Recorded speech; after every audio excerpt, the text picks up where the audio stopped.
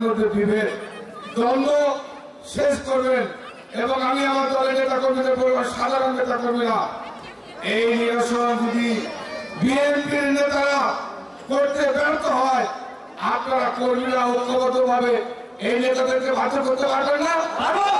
পারবেন না বাধ্য করতে? আপনাদেরকে বাধ্য করতে হবে, তাদেরকে বাধ্য করাতে হবে।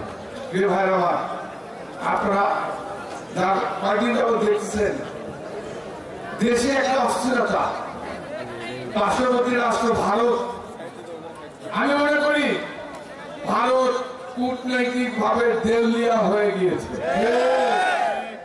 এই ভারত কূটনৈতিক ভাবে দেউলিয়া হয়ে গেছে, এই জন্যই আমি বলি ভারত নেপালের সাথে বন্ধুহীন হয়ে গেছে, ভারত শ্রীলঙ্কার সাথে বন্ধুহীন হয়ে গেছে, ভারত মালদ্বীপের সাথে বন্ধুহীন হয়ে গেছে। ভারতের সঙ্গে ভুটান নয়, বাংলাদেশের জনগণ, বাংলাদেশের সাধারণ মানুষ এই শেখ ভারতের সঙ্গে নেই, কারণ ভারত শুধু শেখ হাসিনা ছাড়া অন্য কিছু চেনে না। কিন্তু আজকে এই ভারতের কারণে আজকে যে শেখ হাসিনা যে আস্ফোরণ, যে ষড়যন্ত্র, যে চক্রান্ত করছে, বাংলাদেশের মধ্যে যে বিভেদ, মুসলমান হিন্দুদের মধ্যে যে বিভাজন সৃষ্টি করার চেষ্টা করছে, আমরা মুসলমান ভাইয়েরা এখানে আছি, মনে আছেন, ইসলাম শান্তির ধর্ম, আমরা কখনোই অন্য ধর্মের উপর আঘাত করব, ইসলাম সেটা বলে না। আমরা শান্তি বিশ্বাস করি। কিন্তু আজকে পার্শ্ববর্তী রাষ্ট্র ভারত বাংলাদেশের জনগণের কাছ থেকে শুধুমাত্র শেখ হাসিনাকে সমর্থন করার জন্য, শুধুমাত্র আওয়ামী লীগকে সমর্থন করার জন্য বাংলাদেশের মানুষ আজকে ইন্ডিয়ার বিরুদ্ধে চলে গিয়েছে শুধুমাত্র শেখ হাসিনার কারণে। তাই আমরা আহ্বান করতে চাই, ভারতকে আমরা আহ্বান করতে চাই, দয়া করে আপনারা আর শেখ হাসিনার জন্য ওকালতি করেন না। দয়া করে এই বাংলাদেশের মানুষকে এই 15.5 বছর জোর করে ভোটারবিহীন, ভোট ছাড়া ক্ষমতা থেকে এদেশের মানুষকে শোষণ শাসন করে বাংলাদেশের মানুষের টাকা পয়সা অর্থ লুট করে বাংলাদেশ থেকে নিয়ে চলে গেছে।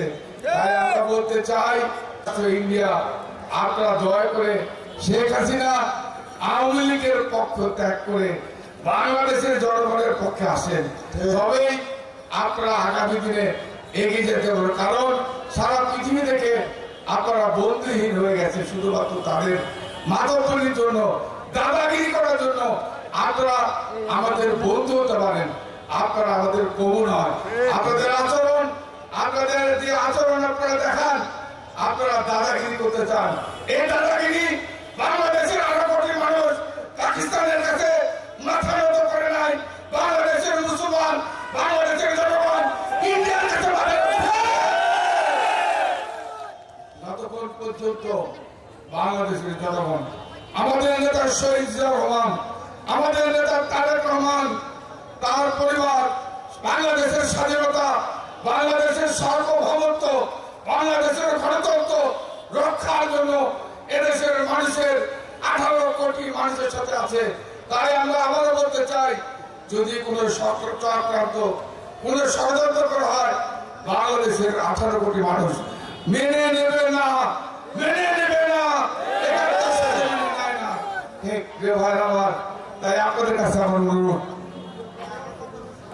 আপনারা কি কথা দিলেন তো ঐক্যবদ্ধ থাকবেন? আগামী নির্বাচন পর্যন্ত ঐক্যবদ্ধ থাকবেন, কথা দিলেন তো? আপনাদের কাছে আমার অনুরোধ, এই মানে নিয়ামতুল্লাহ নান্নু যখন আপনাদের নেতা, আমি যখন এমপি হলাম, মন্ত্রী হলাম, যে আমি নাকি রফিককে ভালোবাসি বেশি। জাতীয় সংসদ সদস্য, সাবেক মন্ত্রী, যিনি সারা বাংলাদেশ আলোচনা সরকার দিয়েছে, যার কারণে ওনারা গুরুত্বপূর্ণ বক্তব্য রাখবেন। সবাইকে, আমার প্রিয় নেতৃবৃন্দকে ধন্যবাদ দিয়ে